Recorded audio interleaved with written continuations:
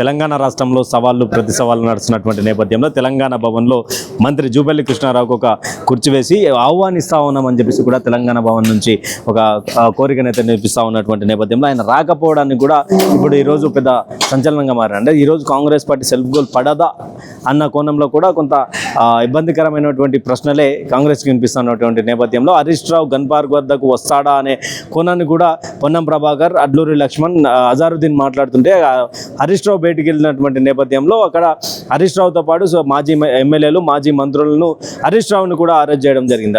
అదేవిధంగా అక్కడి నుంచి మరి ఎక్కడికి తీసుకువెళ్ళారు అనేది కూడా తెలియాల్సినటువంటి పరిస్థితి ఉంది. అయితే ఇక్కడ జూపల్లి కృష్ణారావు ప్లస్ ఇక్కడ కేటీ రామారావు గారికి ఇద్దరికి వేసి ఇక్కడ టేబుల్ అయితే వేయడం జరిగింది. అంటే ఇద్దరు కూడా ఏదైతే అప్పుల విషయంలో కేసీఆర్ ప్రభుత్వంలో చేసినటువంటి అప్పులు అని చెప్పేసి కాంగ్రెస్ బలంగా వినిపిస్తున్నటువంటి నేపథ్యంలో ఇక్కడ దీనికి సంబంధించి మీరు పూర్తి స్థాయిలో ప్రశ్నలకు మేము సమాధానం చెప్తామని కూడా పిలవడం కూడా జరిగింది. అయితే దీనికి సంబంధించినటువంటి విషయంలో ఆల్రెడీ సవాళ్ళు స్వీకరించినటువంటి కేటీఆర్, హరీష్ రావు తెలంగాణ భవన్కి వచ్చినటువంటి నేపథ్యంలో ఇక్కడ ఈ జూపల్లి కృష్ణారావు రాకపోవడం, తర్వాత హౌస్ అరెస్ట్ అయ్యారని చెప్పడం, దాని తర్వాత గాంధీ భవన్ పోవడం అని చెప్పడం, ఇదంతా కూడా కొంత గందరగోళమైనటువంటి పరిస్థితిని చూపిస్తున్నటువంటి తరుణం కనిపిస్తూ ఉన్నది. అయితే మరి ఈ యొక్క ఖాళీ చైర్ని ప్రధానంగా జూపల్లి కృష్ణారావు ఇంకా ఎందుకు రాలేదు అంటే ముఖ్యమంత్రి గారు ఇచ్చినటువంటి సవాల్ని మేము స్వీకరించాం, మేము రెడీగా ఉన్నాం. మరి ముఖ్యమంత్రి గారి ఒత్తాసు పలికినటువంటి మంత్రులు ఎవరైతే ఉన్నారో జూపల్లి కృష్ణారావు కానీ మిగతా మంత్రులు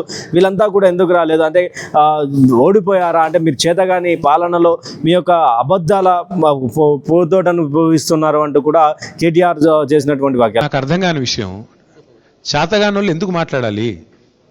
జూపల్లి కృష్ణారావు గారిని అసలు అడిగింది ఎవడు? నేను మళ్ళీ చెప్తా ఉన్నా, మేము సవాల్ చేసింది రేవంత్ రెడ్డి గారిని లేదా రాహుల్ గాంధీ గారు ఎవరు వస్తారో చెప్పండి అన్నాం.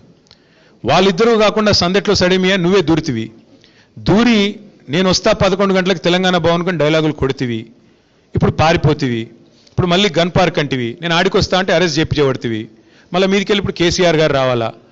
మీ ముఖ్యమంత్రి గారి స్థాయికి మేమే ఎక్కువ ఉన్నమాట చెప్తున్నా. కేసీఆర్ గారు మీకు అంత స్థాయి లేదు.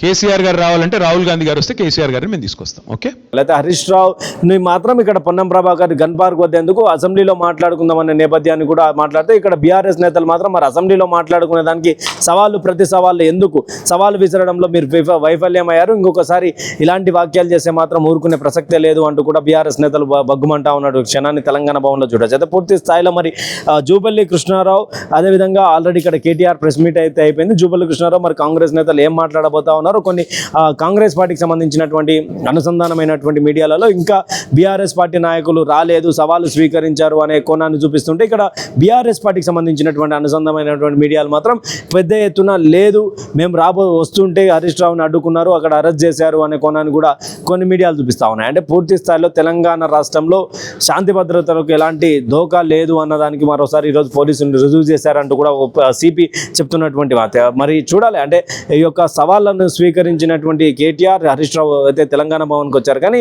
మేము తెలంగాణ భవన్కి వస్తాను అని చెప్పినటువంటి జూపల్లి మాత్రం ఈరోజు రాకపోవడం గమనార్హం. కెమెరామెన్ నాయక్తో ఉదయ్ కిరణ్, హైదరాబాద్.